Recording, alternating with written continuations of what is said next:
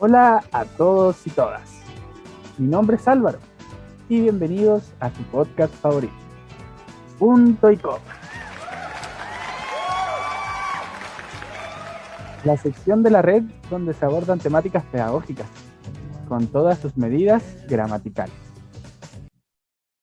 Y hablando de gramática, el día de hoy tenemos unas invitadas muy especiales, tres doctoras en lingüística.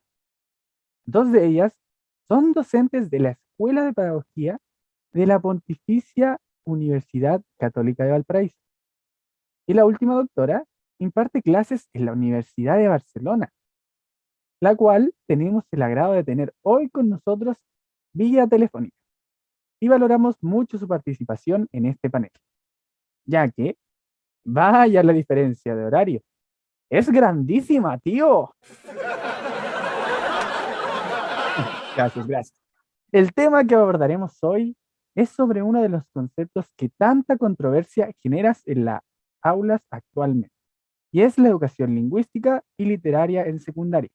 Por tanto, hoy comentaremos el escrito La reflexión gramatical en el aprendizaje del uso de la lengua, por Felipe Sayas Hernández, quien es profesor de Lengua y Literatura del IES, Isabel de Villena de Valencia. Ahora con ustedes, las doctoras que participarán en esta conversación para presentarnos sus posturas y opiniones frente al tema en cuestión. Con ustedes, la doctora Catalina Figueroa, Hola, la doctora Ignacia Ruiz Hola, hola. y por último, pero no menos importante, la doctora Javiera Marciel, quien nos llama desde la bellísima ciudad de Barcelona. hola a todos, ¿cómo están? Un aplauso para nuestras queridas doctoras, por favor. DJ. Al finalizar el podcast, les señalaremos en qué sitio pueden encontrar este documento y también le dejaremos un link en la descripción del audio para que puedan revisarlo cuando deseen. Y bueno, Javiera, hablemos de gramática. ¿Cómo se presenta esta temática en las aulas españolas?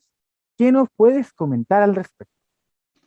Sí, Álvaro. Bueno, lo principal para situarnos en este tema es tener claro el problema de fondo de la enseñanza de la gramática, teniendo en cuenta aquellos métodos y enseñanzas que nos ayudan a generar una imagen más clara. Primeramente, es importante destacar la diferencia en cómo enseñarla, y no me refiero al lugar físico en donde nos encontremos, sino más bien en las maneras de llevar a cabo la enseñanza de esta. Y es aquí donde se distinguen dos formas: el método didáctico, que tiene que ver con la transmisión de conocimientos, y el método analítico, el cual describe y analiza el objeto que ha de enseñarse. Pero lamentablemente, como hemos visto, la práctica de estos métodos han fracasado, o por lo menos no han logrado los resultados deseados. Vaya, y eso que la gramática es una herramienta que existe desde el inicio del lenguaje y que todavía presente fallos en su enseñanza, llega a ser algo intimidante. Claro, lo que pasa es que la cuestión no está en el fracaso de los métodos en sí, sino más bien en el objeto y los objetivos de enseñanza que están mal enfocados o indeterminados. Por eso es que deberíamos enfocarnos en plantear correctamente la enseñanza desde esas perspectivas en primer lugar. Al final lo que hay que hacer es preguntarnos por los fines de la enseñanza de la lengua y desde ahí relacionarlos con el objetivo de aprendizaje. El fin. Suena algo lejano. ¿Podrías especificar ese fin?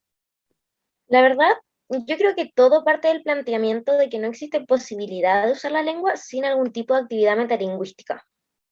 Sí, de hecho, la relación entre la actividad metalingüística y la actividad verbal es clarísima.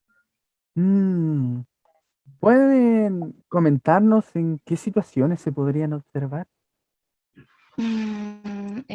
Dentro del aula se puede ver, por ejemplo, en la revisión de texto escrito o en las situaciones de producción escrita. Si es por eso mismo que dentro de los objetivos fundamentales del área de la lengua se encuentra el desarrollo de la competencia lingüística. Así es. Lo importante es desarrollar actividades que incluyan todos los niveles de la competencia comunicativa. Y para ello se requiere con urgencia implementar actividades de reflexión metalingüísticas diversificadas, que vayan más allá de los típicos ejercicios escolares de identificación y análisis de formas lingüísticas.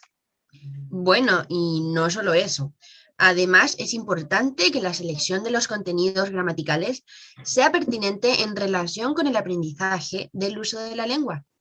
Qué bueno que tocas ese punto, Javiera, ya que dentro del texto de Sayas se menciona en el apartado de los contenidos gramaticales la importancia de la reflexión gramatical y de la concretización de esos tres grandes bloques de contenido. No sé si nos puedes comentar un poco sobre esto. Por supuesto, para eso estamos. Uno de esos puntos es la importancia de las marcas textuales que tienen que ver con las formas lingüísticas que señalan el posicionamiento y actitud del hablante. Y esto porque es importante, se preguntarán ustedes, bueno, para identificar, por ejemplo, la modalidad oracional, las emociones que se expresan, la deixis personal, entre otras cosas. Pero más definiciones, yo creo que es importante señalar respecto a las actividades gramaticales, que giran en torno a estos bloques, ya que estos no pueden limitarse al reconocimiento de las formas lingüísticas, sino que deben enfocarse en la reflexión sobre las funciones que desempeñan en estas diferentes realizaciones. Exactamente, por eso creo que es imprescindible entonces que el currículo en Chile tenga como eje las prácticas discursivas propias de las diferentes esferas de la actividad social y que la programación de la reflexión gramatical esté sujeta necesariamente al eje. Otro de los bloques importantes tiene que ver con los procedimientos de cohesión, donde están los conectores, los procedimientos anafóricos y la relación entre tiempos verbales. Sí, toda la razón. Y con respecto al primer punto, me gustaría agregar que pienso que el trabajo de los conectores textuales tiene que abordarse necesariamente a través de distintos tipos de texto. Y esto porque en cada texto se marcan más notoriamente ciertos tipos de conectores en específico. Catalina, ¿podrías darnos un ejemplo como para comprender mejor todo esto? Sí, por supuesto. Mira, por ejemplo, en el texto narrativo, las relaciones temporales de anterioridad, posterioridad y simultaneidad que se representan están marcadas por conectores temporales. O, por ejemplo, en el texto expositivo, que se evidencia más el uso de conectores de enumeración, causa-consecuencia, entre otros. Y pasa lo mismo con los distintos tipos de texto. Luego, como dijo antes mi colega, están los procedimientos anafóricos, que son las unidades lingüísticas que remiten a otras unidades. Es en donde se encuentran principalmente la repetición o sustitución de un elemento del texto dentro del mismo y las relaciones semánticas entre lexemas. Sí, y respecto a esto, es importante mencionar algo que también revela Sayas, es el papel esencial que tienen estos procedimientos cuando forman parte del tema del enunciado. De hecho, para mostrarnos, en el texto nos plantea un par de ejemplos en donde analiza la estructura informativa del enunciado desde el plano informativo y sintáctico.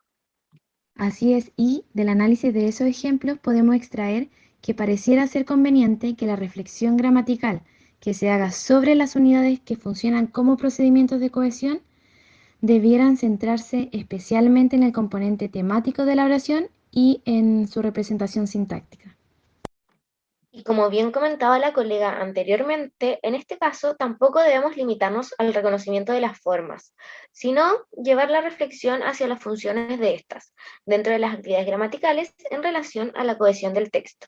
Y creo que nos faltaría por mencionar la relación entre los tiempos verbales. Creo que sí. Bueno, respecto a eso, pienso que no podemos seguir exigiendo a los estudiantes que se aprendan de memoria la conjugación verbal sin hacer una relación con el uso de este. Pienso lo mismo, yo creo que debe tratarse más bien de ampliar la competencia lingüística y comunicativa de los niños mediante la reflexión de los valores temporales, aspectuales y modales de los verbos dentro de las mismas actividades verbales. Mm, Ya para ir cerrando, No sé si les gustaría comentar algo sobre lo que nos expone el autor, luego de los 3 bloques en el ítem de la oración y la palabra. Pienso que, como bien dijimos antes, hay que llevarlo más allá de las formas y reflexionar acerca de su papel en el discurso, abordando los hechos sintácticos desde una perspectiva semántica y pragmática. Sí, exactamente, pero además otra cosa interesante de mencionar es el cambio que ha tenido la estructura básica de la oración, porque ya no se considera como una relación sintáctica, considerada como sujeto más predicado, sino una relación semántica entre el verbo y los argumentos, que en resumen sería que la sintaxis de base semántica considera al verbo como el elemento central de la oración. Así es.